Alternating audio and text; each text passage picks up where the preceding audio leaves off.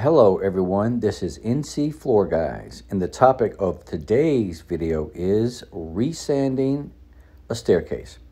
For this project, we have the main staircase in front, which has stair treads and newel posts and bull nose and railing and a couple rosettes.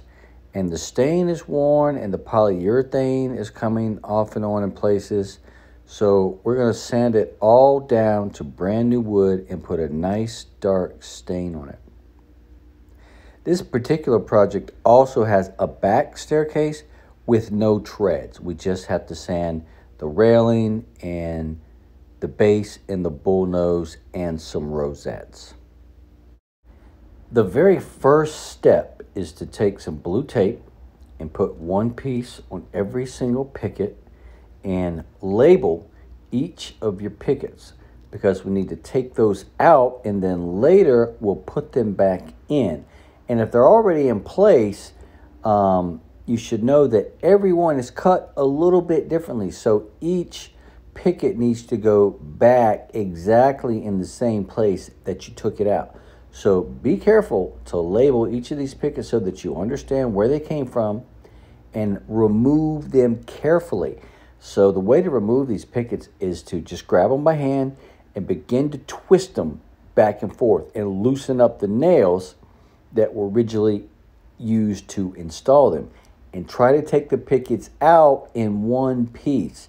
For every picket that you break trying to take them out, you're going to have to buy a new picket, cut it to fit, and put it back in. Now that's going to slow down your project significantly. If you want to change the pickets, then you can just tear these out and throw them away and recut brand new ones at the end of the project. So once you have all the pickets removed and labeled, your project should look something like this. This is the back staircase with all the pickets removed. Now you'll be able to get to that wood more easily. The first step in the process is to sand the treads. And for that, we're going to use an edger.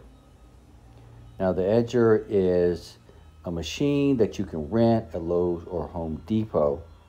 And basically you see this worker here putting on a heavy grit sandpaper, probably a 50 grit first and then followed by an 80 grit. And you just run this edger on your treads and it makes the cleanup of the treads much faster and easier. You want to go ahead and use this machine for this step. And this will make the tread cleanup the easiest part of the project. So you do all your treads with the edger and also your landings. And you can see right here when you get done with the edger, the corners of these treads are still unsanded. And you'll have to go back later by hand with a scraper and a sandpaper and get those corners out. After you've finished with the edger, the next tool you're going to need is a palm sander. Now you can use the palm sander to do your final high grit buff on the stairs, but you're going to need the palm sander to do everything else that you can possibly get to. Here you see a worker palm sanding the base on the back staircase. Now there's a lot of wood, so as the more you can do with your machine, the better off you are.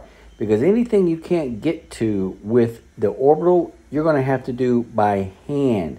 And that's when it gets extremely time consuming.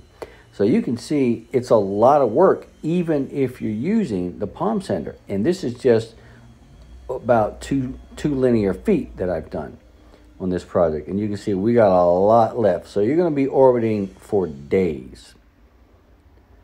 So you can orbit all your baseboard and your bullnose. You can also orbit your newel post, all these flat surfaces and the round surfaces as well.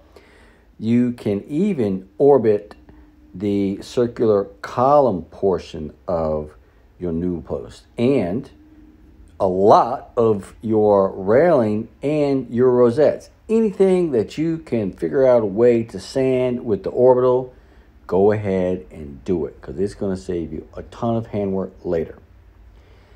So after days and days go by and you've been sanding the whole time, project should look something like this. The only parts that haven't been sanded yet are some things that you can't get to with the electrical equipment. In that case, you're going to have to sand it by hand.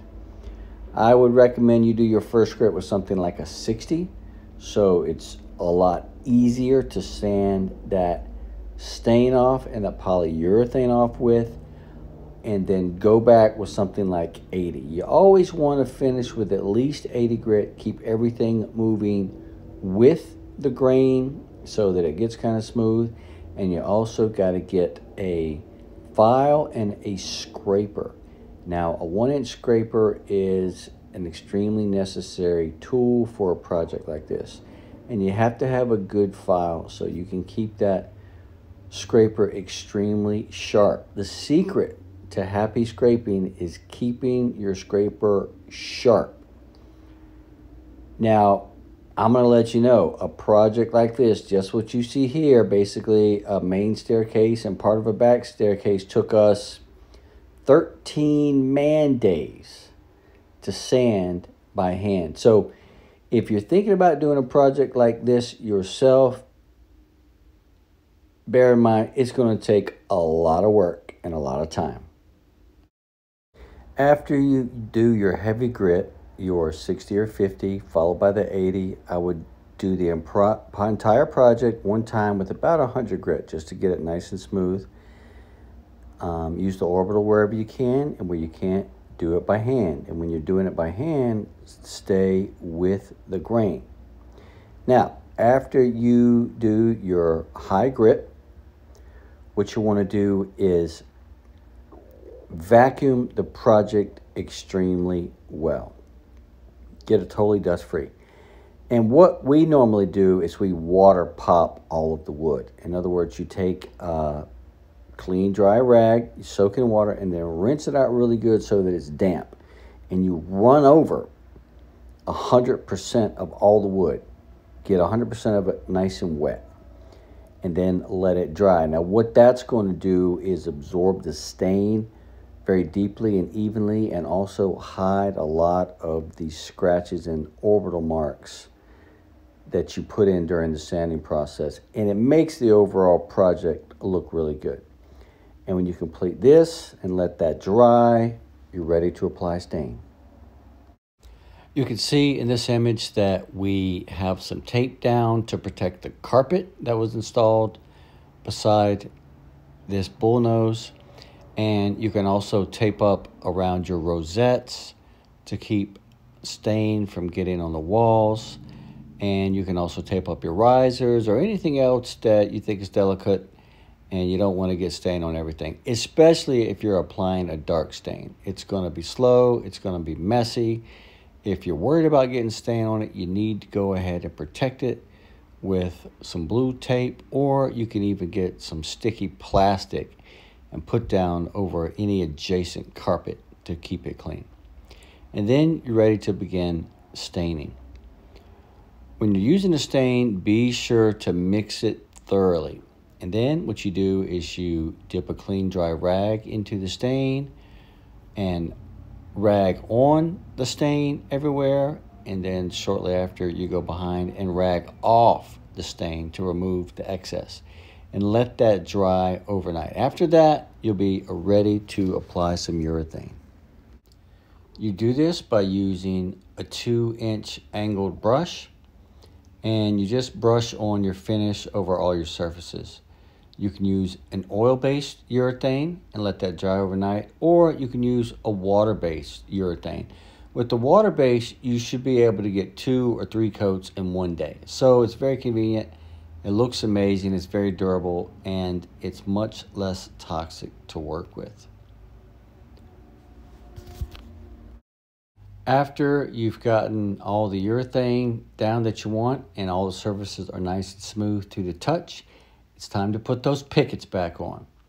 So gather all your pickets together, start at the bottom and install one at a time as you proceed along, putting each picket directly back into the place where you removed it from. And when you finish, the project should look something like this. There's a lot of little details that I left off that you'll have to figure out as you go along. The main point is you can do this yourself. It can look beautiful and amazing, but it is going to take a lot of work. Good luck with your project.